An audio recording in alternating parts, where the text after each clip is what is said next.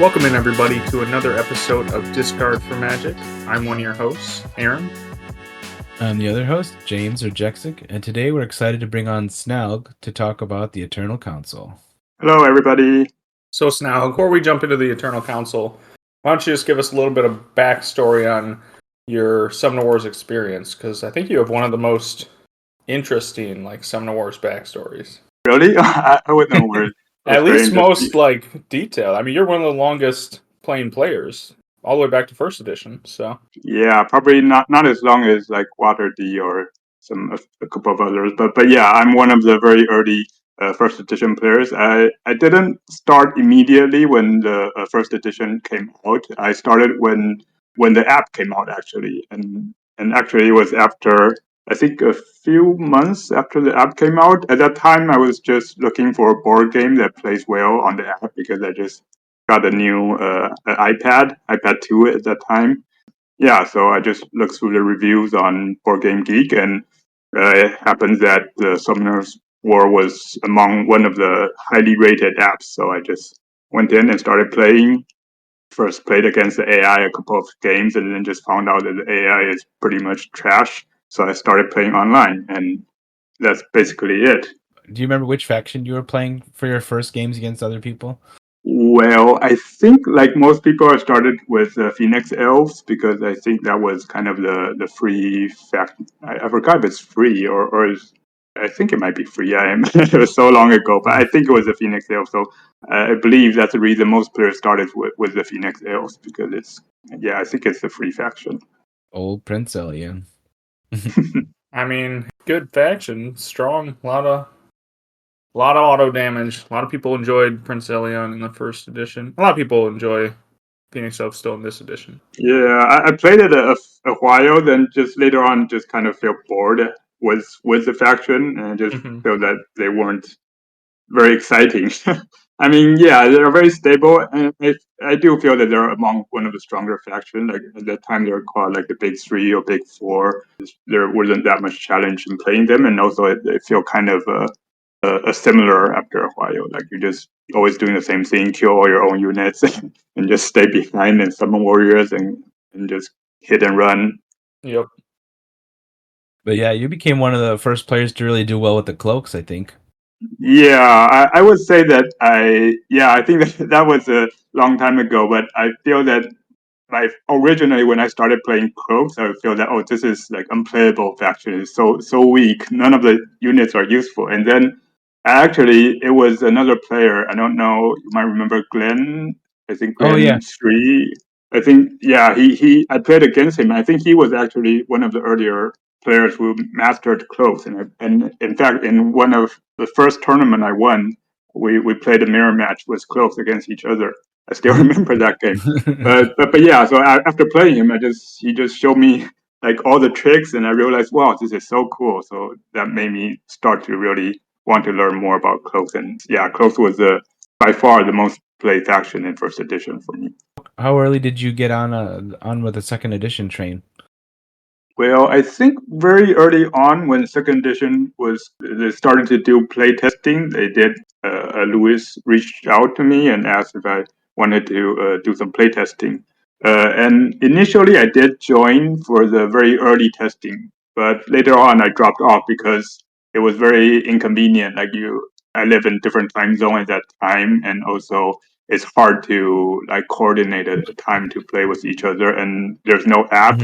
And everything has to be done on, I think it was another server. And yeah, it was slow and a little tedious. So I just dropped out, and I don't know what happened next. And then it was until they released the Cape Goblin versus the Breaker, like kind of like a pilot run or something. Yeah, and I started playing, and I realized, wow, this is so cool. So then I reapplied to join the playtesting, and that's how so I started playtesting a starter set, the Phoenix Elf versus Tundra Orcs. And we started playtesting around the same time then.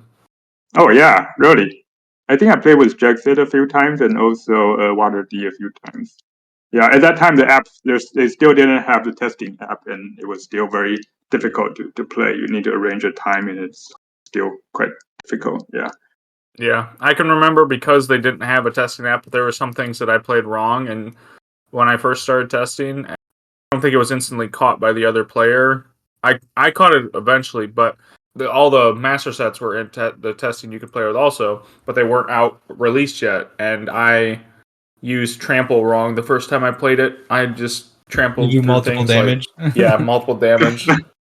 I just went back and forth with like a huge boosted rhino, and I was like, I'm just gonna kill everything. Yeah, it's the same here. I remember I think I played with Jaxic once, and I think I used the Mind Witch to copy a champion. I forgot I didn't copy a champion. I just like killed him with the copying the champion. Yeah. Yeah, and it was hard in that old system to like redo stuff because you had to like Yes. manually like pull cards out and like Yeah. put things Yes. back the way they were. Yes. So Yes. It's very cumbersome. So I think the app really helped a lot with enforcement and just make a synchronous play.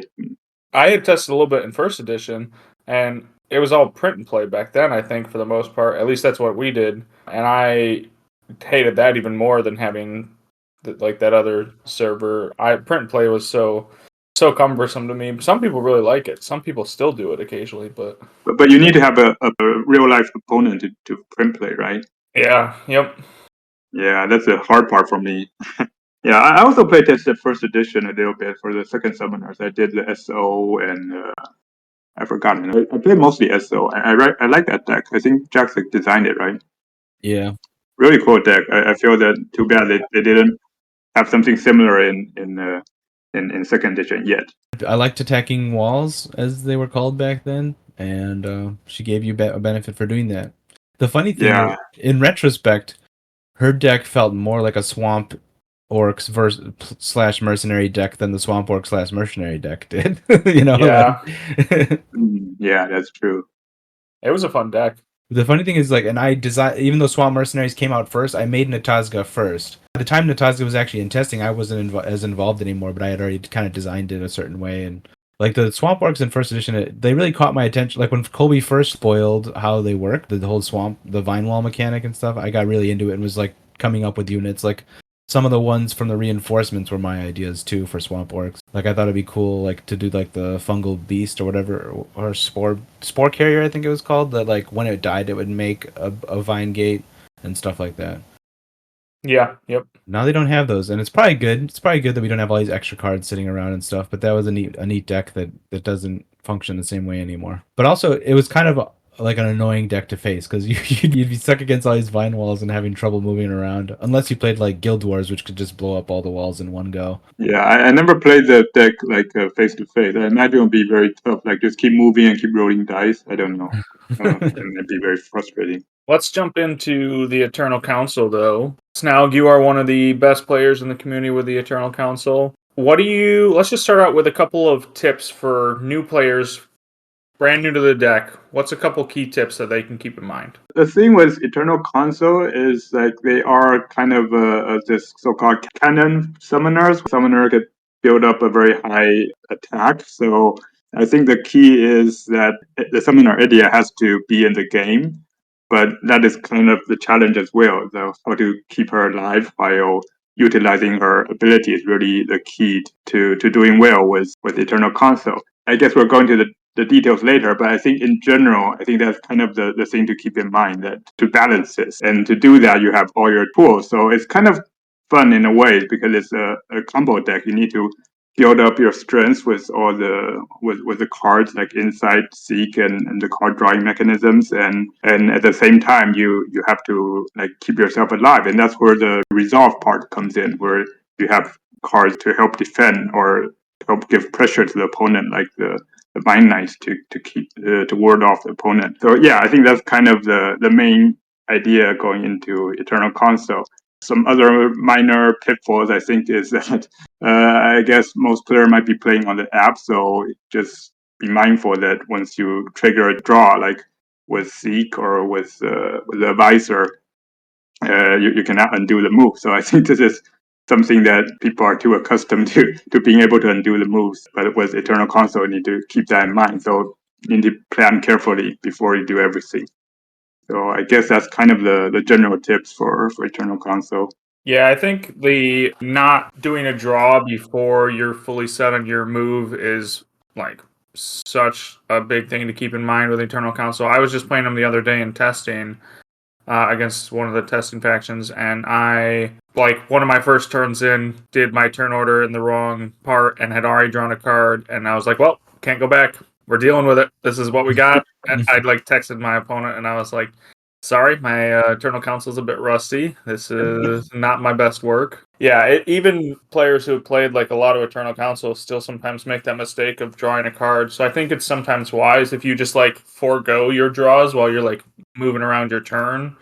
Like you can choose not to use the advisor's ability, and then you can go back and change it if you're for sure set on that turn. Yeah, that's a good point. I do that sometimes, but I also sometimes forget that I forgot my turn, just attack something, and it's too late. It's kind of funny because like we're all from the first edition, and in the old app there's no undo. You can just click your move and just be in the wrong spot. And just Yeah, but once with the second edition, we all get so accustomed to having undo that it's very hard to imagine going back to the old app where you can't undo. I probably undo less than some people, but I still do it. Because sometimes you just do something in slightly the wrong order, especially things that allow you to do something during the summon phase or something like that. Or like you said, you could draw in your summon phase with like a scholar. Can't go back. Yeah, I think those are very easy to forget. The other one is accidentally misclicking to a turn, like during your build phase when you play Seek. That is also very dangerous. Like you click draw and then your build phase is gone. Like you forgot to put down your wall. And That's a big one. Also, the attack order sometimes matters a lot, and I'm sure we'll get into this more. But with advisors being such a crucial part of the deck, if you attack with like your advisor before you attack with Edia, you're like, well, I messed that up.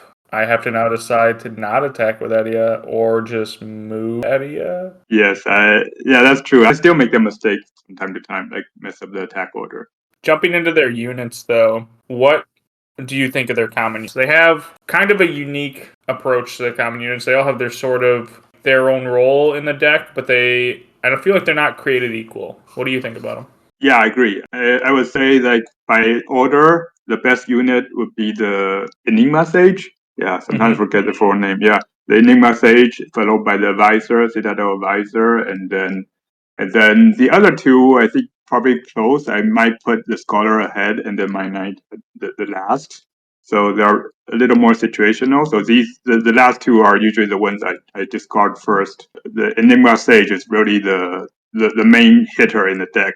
I think they are very crucial because they are the best value for your attack. They are very highly efficient. You can do a ton of damage with them, and they can also help reorder your deck. So I think that's the best unit, best common in the deck. And also they have a free range. It's pretty good if you need to just stall a little bit or just hit something from far. I think they're just a wonderful unit.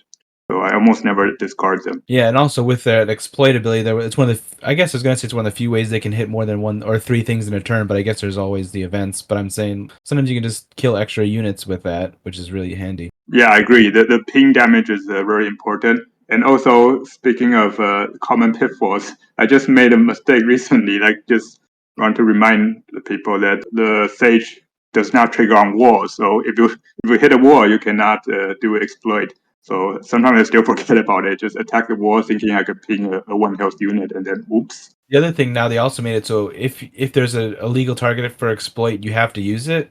If you already picked it, you can end up having to damage your own units, and you can undo it. Yeah, you can do it. So it's not too bad since you can still undo it. But I think advisor is a more critical one because you must move Edia. You cannot choose not to. So that's a hard one. I think that's probably how it's supposed to be. That's how the cards, I feel like, read. Yeah, But it's not how they were originally coded in the app. You used to be able to do either of them without doing the second portion. you do the bury the card and then get to pass on or whatever it says or go on. Yeah, I agree. It should be played like this. It's good that they changed it, but it just makes it even harder. Like you need to plan even further a little bit with, especially with advisors. You are planning on thinking something. What do you think is the best way to use the advisor? I guess because we started talking about advisors. Advisor is also a key unit. They're not highly valuable. I mean, their strength is just two damage is really two range is very weak, but they compare very well to wind mages. I think wind mages from the breakers. So they have the same stat line, and then they are very essential utility unit.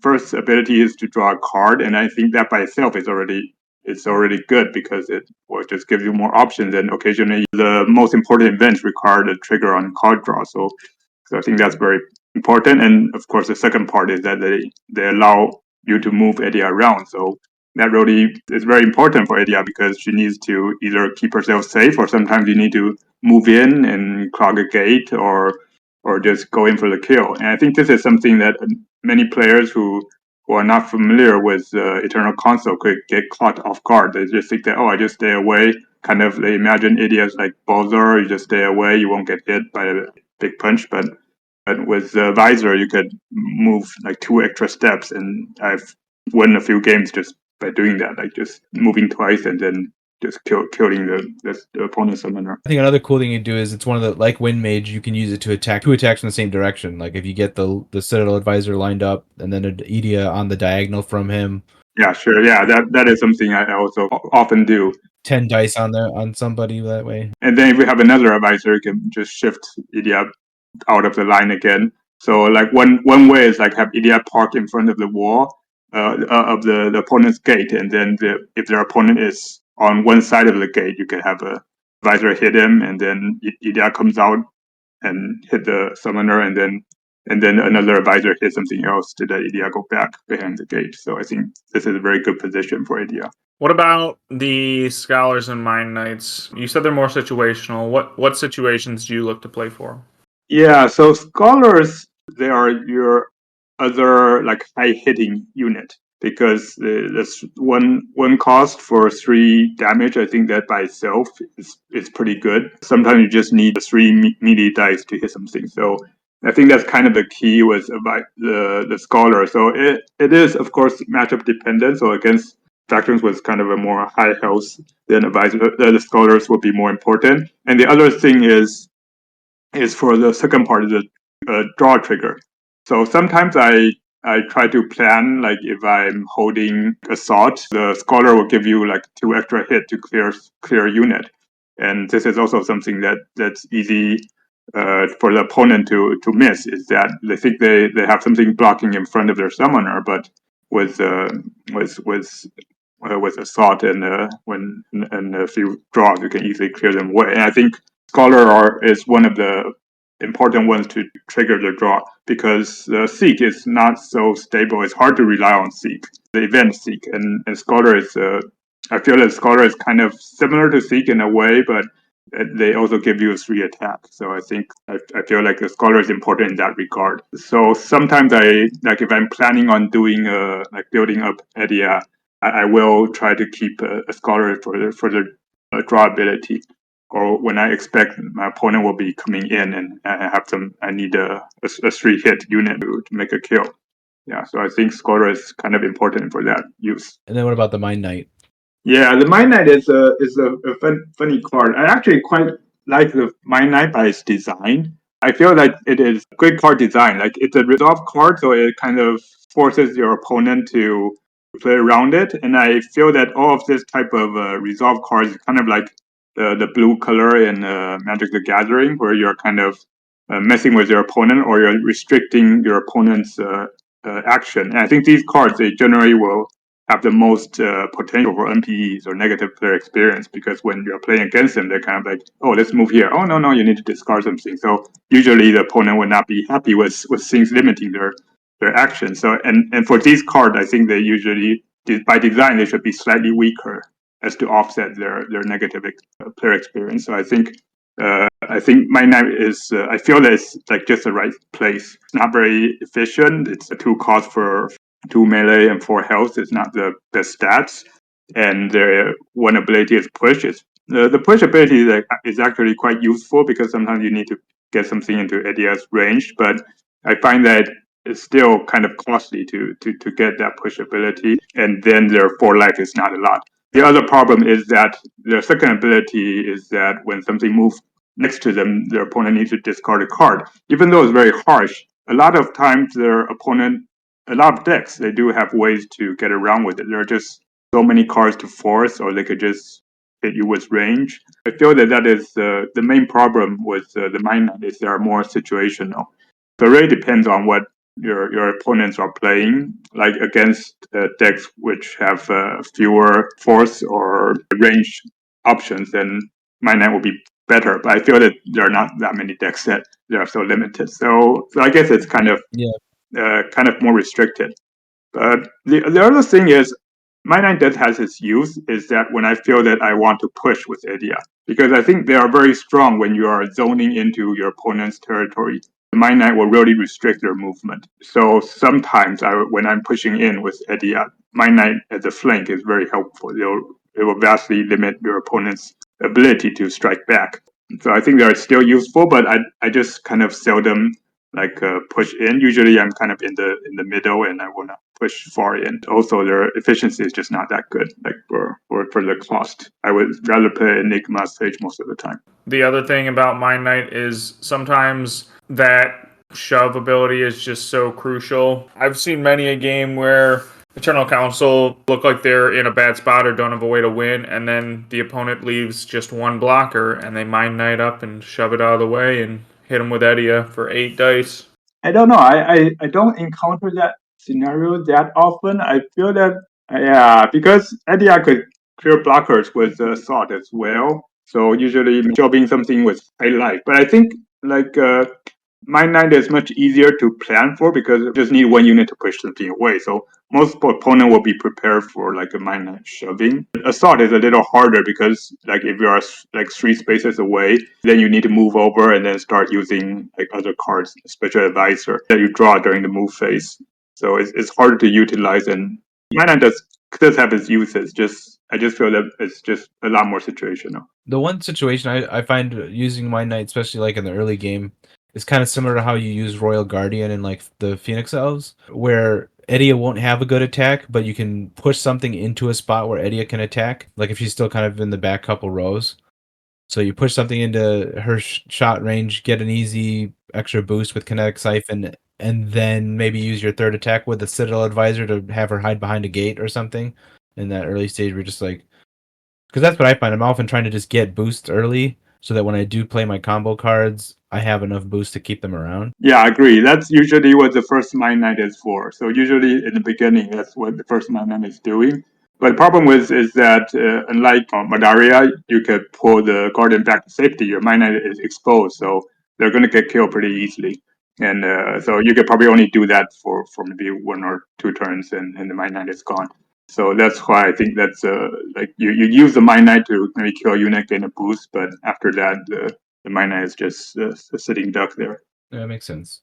We've touched a bit on some of their events. Why don't we dive into those for a second? Let's start with one of the most interesting ones. What do you think of Learn, Snalg? Yeah, so the Learn is another one of those resolve ones that it messes with your opponent. I think the design is very much like in the first edition, the Bender is a mimic card, and I think that's like by the very early on, that's kind of their idea of making a card that could steal your opponent's stuff. And I think just like Mind Knight, like these, I mentioned the resolve cards. I feel that I think the design is nice because I remember during playtesting went through a lot of iterations. But I kind of feel that this is a good place to land. So you can steal something, but your opponent could also have ways to avoid it.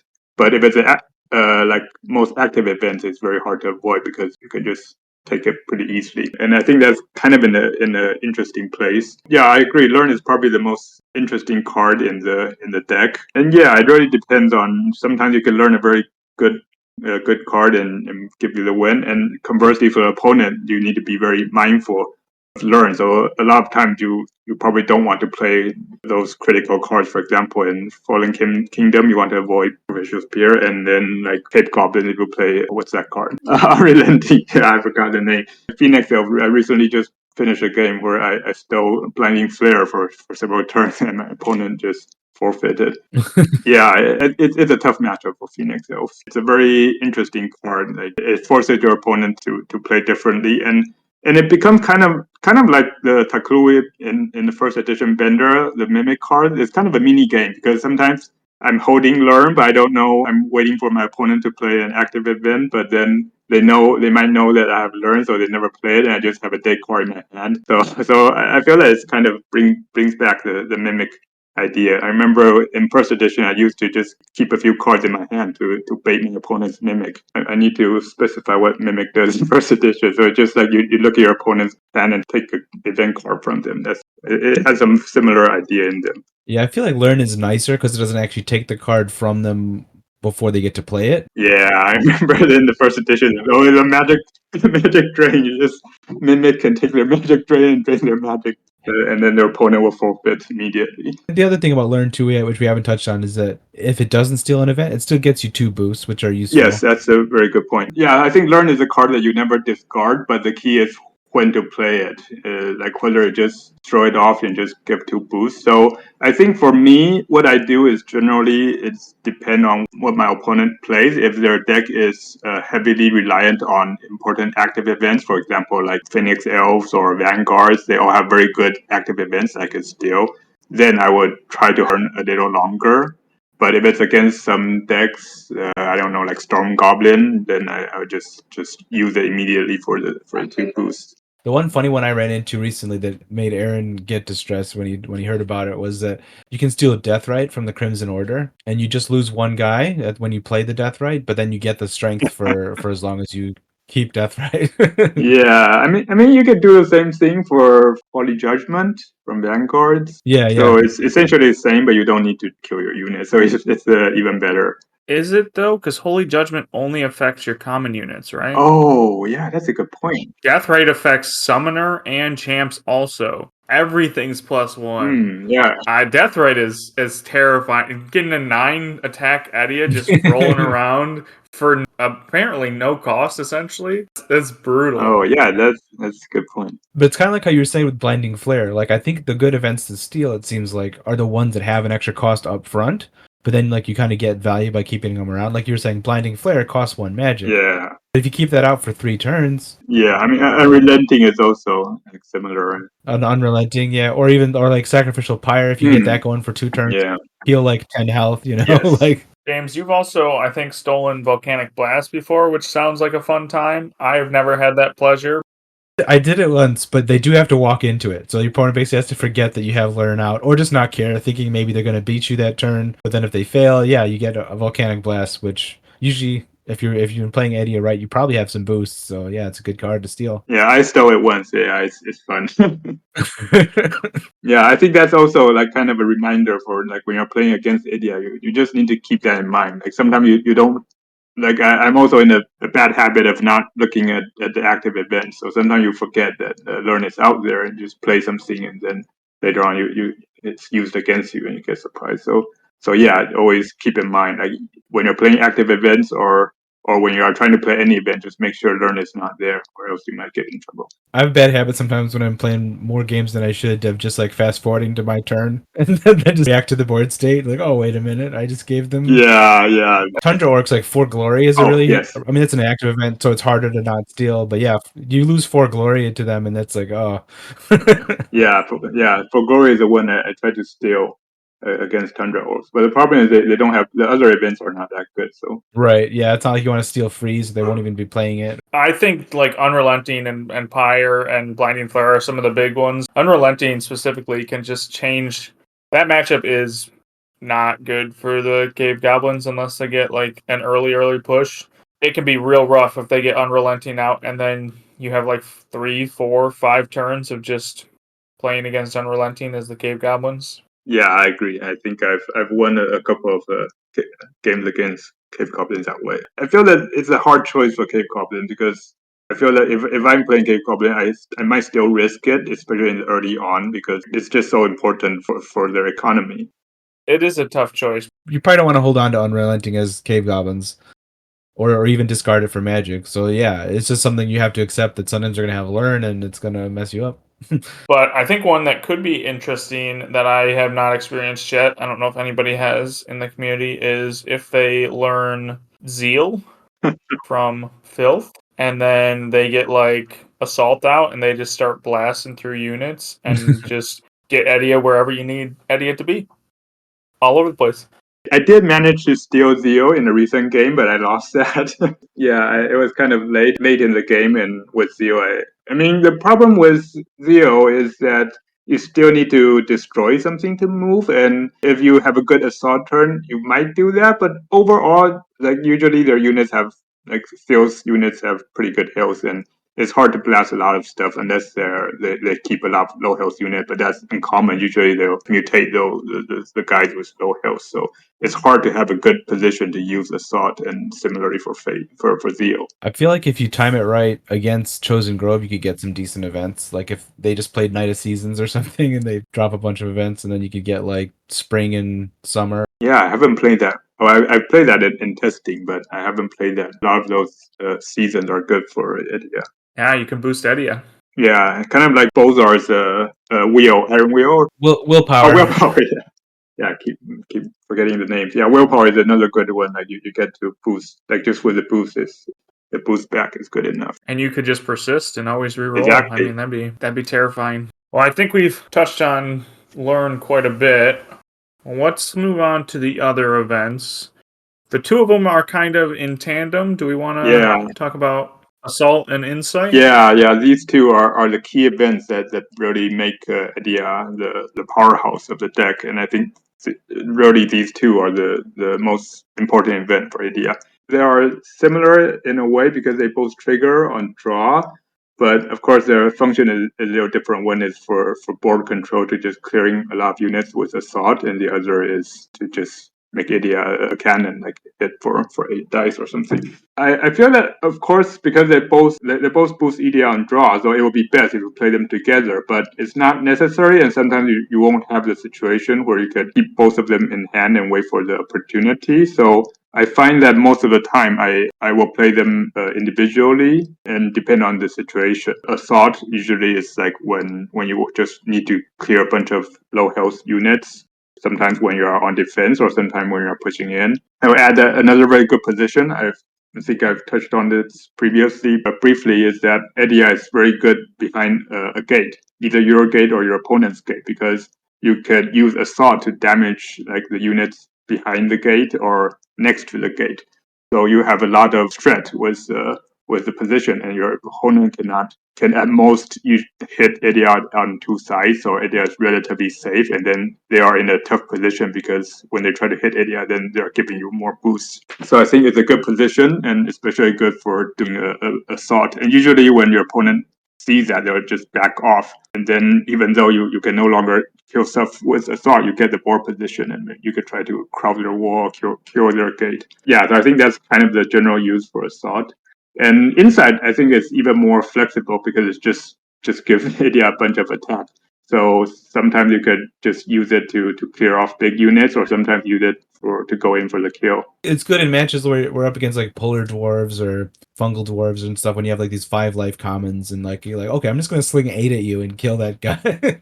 Yeah, definitely against those high health units. So I think the two are really like complement each other. So they each have their uses, and sometimes like you can use them together. In the best scenario, use assault to soften units or clear away blocker, and then use their insight to kill something big or their summoner hiding behind. So yeah, I think the best scenario is you could use both of them together, but sometimes you find yourself you don't have the best situation. And I guess that's kind of the tough part about Edia is like when to decide to commit to building up either insight or assault, or wait for another turn or maybe longer to the right situation. And I think that's kind of the interesting part about Edia. And in a way, it's also for your opponent, like whether you want to risk them doing assault or building up insight, or whether you want to hide.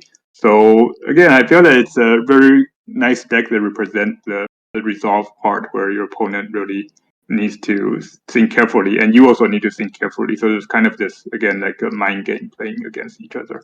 I think the one tricky thing with both of those events is as you get longer in the game, is to remember that they don't do anything when you run out of cards in your deck. Yeah, definitely. I think that's something you need to keep in mind as well. You just got to be counting it and make sure that because like I've had games where I need one more psychic assault damage, and then I realize I don't have the card draw. But one key is that with Advisor and Enigma Sage, their ability gives you additional card draw because you're putting a card back into the deck. So I think that's also something to keep in mind, that you still have a chance, even though your deck is empty, you can still use Advisor to trigger a final assault. Yeah, and Assault does also trigger at the end of your turn if you have cards to draw, which is important to note. Also, I sometimes, when I get down to like my last 5 or 6 cards, will just cycle with Advisors and Sages if I have them to just try and get my last Insight or Assault or whatever I'm looking for to make sure that I then have the cards to draw it. I think that's a good tip. Oh, I think another thing is that don't be too attached to these events. Sometimes you just don't have a good opportunity. I think it's okay to discard one of them because you have 2 copies. So I think and you're going to be drawing a lot of cards with the deck. So I think there will be times that you will need to discard these events, even though they're very powerful and essential. But you don't need both copies to win. The last event kind of pairs with both of them also. Seek. Yeah, Seek is a funny one. I feel that I'm not very good at evaluating Seek. I feel that I think different people have different evaluations on Seek. For me, it might be because I usually think of cards in the like efficiency. So they give you a tempo, but they don't give you any direct benefits, or you're throwing away 1 magic to draw 2 cards. Really, that's what the card does, and that's not very efficient if you consider like just getting 2 extra cards. Well, I mean, it's good to have extra cards, but you're not getting magic out of it. You're losing value with that card, but you do gain tempo. And so for me, I feel that I only use it when I can trigger something. Usually I use it or discard it immediately. I don't hold it. The only time I hold it is when I'm expecting like something to happen from the opponent. Like I'm holding maybe a combo with Insight and Seek, or maybe Assault and Seek, because I'm expecting the opponent can give me an opening to clear off many units. But usually I would just either like use Seek to trigger Insight or Assault, or just discard it. I don't hold it, and I rely on scholars or advisors to do the card drawing most of the time, because in addition to drawing cards, they give you a unit and give you some utility. Yeah, I think it's 3 card draws, though, right? Move, build, and attack. Oh yeah, sorry, it's 3. I mean, I was counting the card sale, but I guess since I use it as 1 magic, so probably shouldn't count it. So yeah, three total cards. That's true. So you get to trigger the card draw 3 times. But I don't know. I'm not a fan of just because of the value. I still like, but the tempo is something is very hard to evaluate. Like how good is it to draw 3 cards earlier? I feel that this has always been a problem. Like during I remember when we were doing testing for the Shadow Elves decks, there also had this problem. Like how much value is drawing a card? It's very hard to evaluate.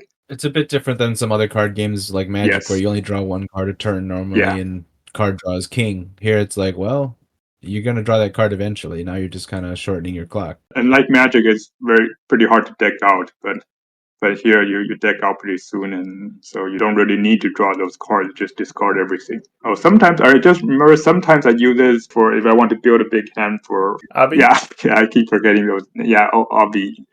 Thank you. That's another instance. Like I have Obi in play, and I don't want to discard cards, so I just use Seek to draw cards. But then you're just getting 2 additional cards. I still prefer to use Advisor, especially Advisor for that goal, because Advisor could just stay back and give you draw and provide some help. We started talking about Ovi.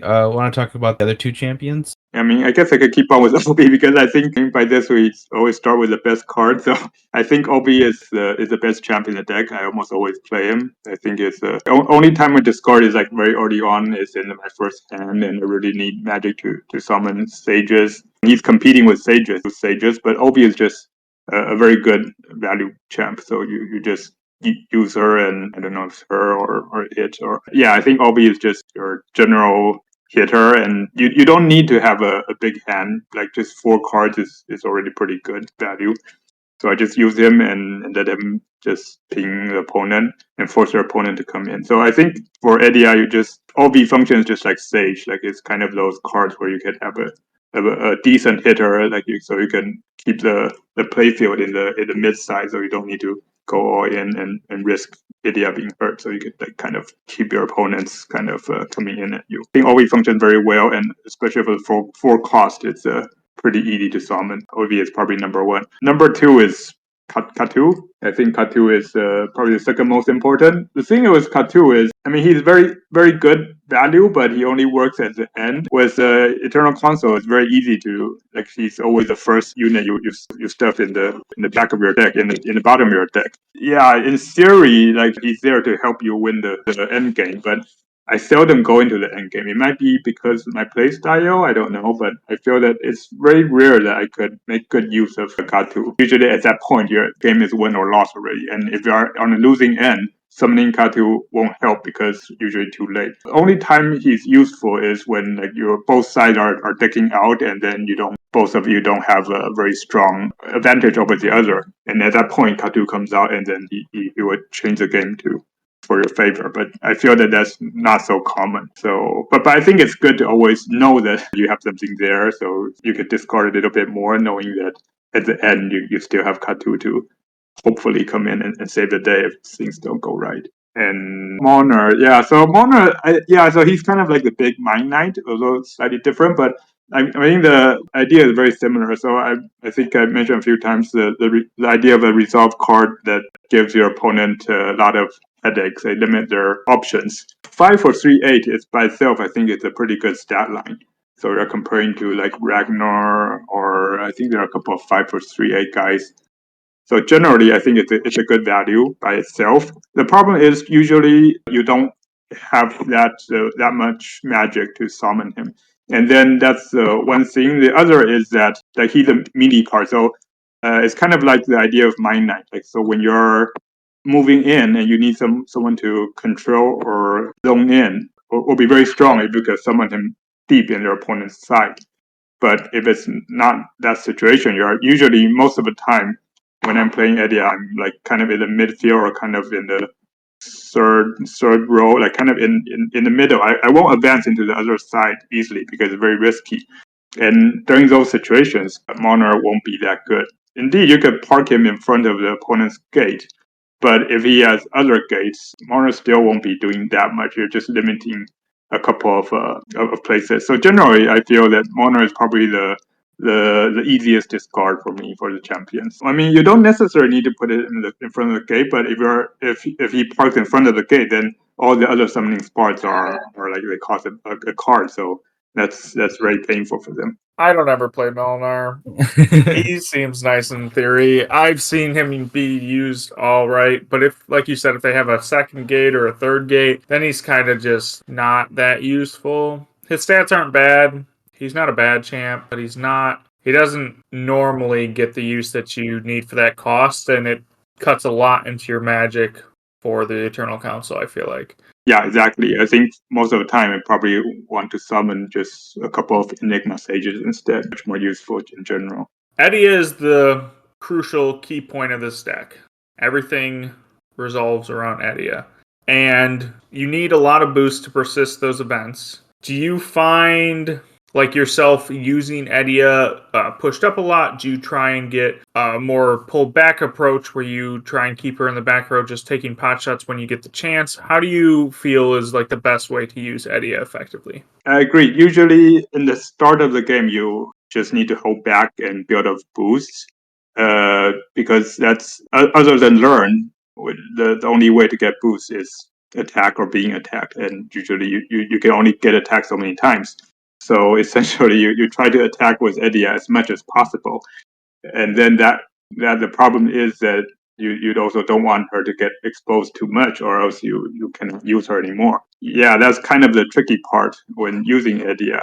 And I think Jackson also alluded to this earlier. Like the Mind Knight, the first Mind Knight is very helpful in this regard. He can push a couple of units, so you can usually get the first couple of boosts relatively easily. But later on, trying to get boosts will become a little trickier. And I think that is the part where Advisor really comes in handy, because they are the key unit to let you do some attack and hide behind. Even though they only have 2 attack, the main use is really just to hide Edia. And again, I feel that this also comes into the part of the mind games with their opponent, because their opponent needs to decide whether, like, you have Edia out in the open, but whether you want to ping them for 2 or 3 range, or just ignore her. I think that's kind of also the part where whether you want to your opponent will give you boost or not. But I think general this also like when you're playing Edia, you'll be thinking about your opponent, whether they could attack. Like for example, if there are cloaks, then you need to be extra careful because they could pretty easily hit you on from the same line when you're exposed. And then even when you're hiding, they could still use Oh, out of shadow. out of shadow. Out of Yeah, shadows. yeah, I'm just very bad with names. So that's kind of a key point in playing Edia is really to know about your opponent's deck. Like some decks is safer, you can come out and poke and leave Edia open for a bit. Some other decks you need to be extra careful. And for those instances, I will play like even more conservative. Like it's okay to not build up. Like even though you need to get boost on Edia to power her ability, you don't need to force yourself to do it every turn. Sometimes you could just stay back and wait for the chance to come out, and that's why OV and Sage, Enigma Sage are so important because these are your range hitters, so they'll pull your opponents towards you. And once they come in, they try to kill your Enigma Sage or OV. That's when Edia can come out and take a pot shot. I think that's why these range units are so important. Compared to Monar or Mine Knight, these units, although they could help, their efficiency is just not as good. Yeah, I think that's fair.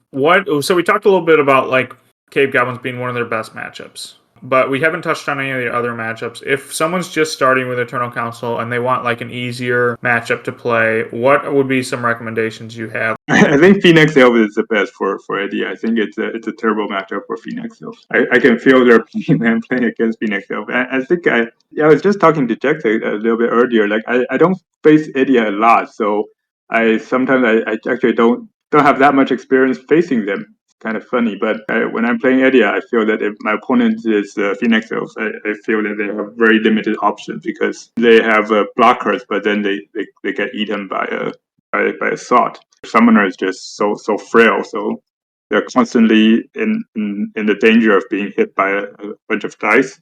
And then their events are not so helpful, especially Blinding Flare.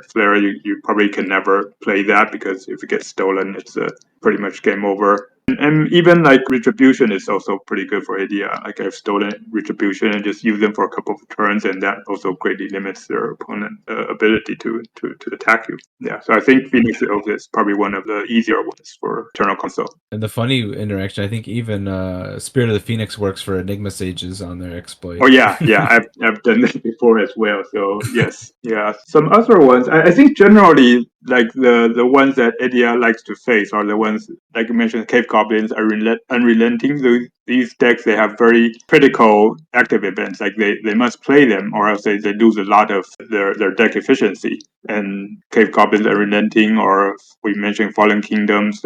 The sacrificial pair. So if your opponent cannot play them, then they are in a bad position. So I think these are the decks. And another Vanguard, I think it's also relatively good for Edia because they also have a lot of good events that you can steal. Renew Hope is an obvious one, and Holy Judgment. Both of these are very good. Yeah, I haven't played CO Crimson Order, so maybe it might be good. I don't know. In theory, it sounds like it's good because you could pull off a lot of stuff with Assault and Insight, but I don't know. I haven't played that. I don't think I've played that before. My experience has been they're better than average against Crimson Order. Use Psychic Assault to clear their blockers, and you hit hard enough to kill warriors in one shot, or just kill Daymar if he sticks his head out, and you can kill his blocker. Yeah.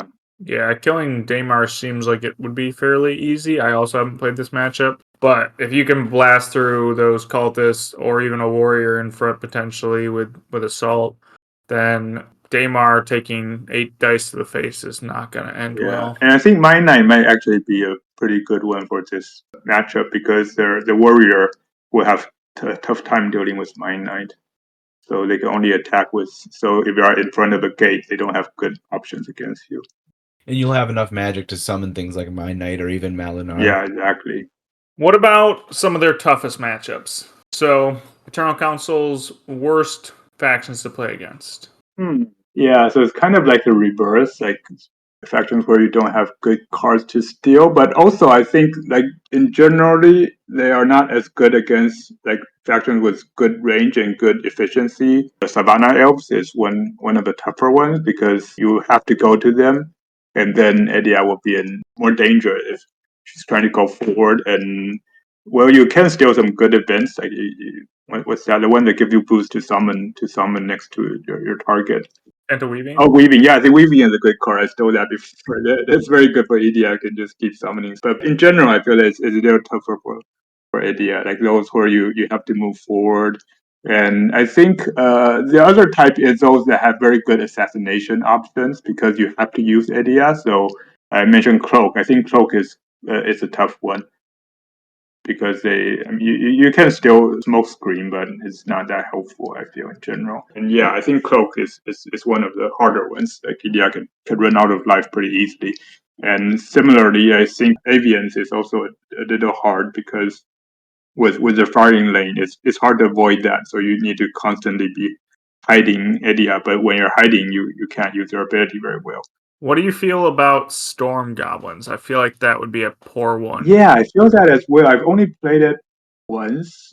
I haven't played Eternal Console actually that much since the latest two decks came in. So I think I've only played it once or twice, and I think it was not against very experienced opponents. So I won that because the opponent just let me waltz in and kill theirs. Yeah, I played it a handful of times last season, and it didn't seem bad for Eternal Council, but because like Thrak doesn't like it when people go at his face, and Edia is pretty good at doing that. Just slinging 8 or 10 dice at him, and then he can just die. Like he doesn't have good events to steal though. Yes, yeah. I think it's that they also don't have good targets. Storm goblins, they are not very efficient. So what you do is you just like you're just having a ranged game. You use sages to attack them. They use witches to attack back, and then if they send in gust riders, you could use the Mind Knight to shove them and get some boost. But overall, like you just hide Edia far away.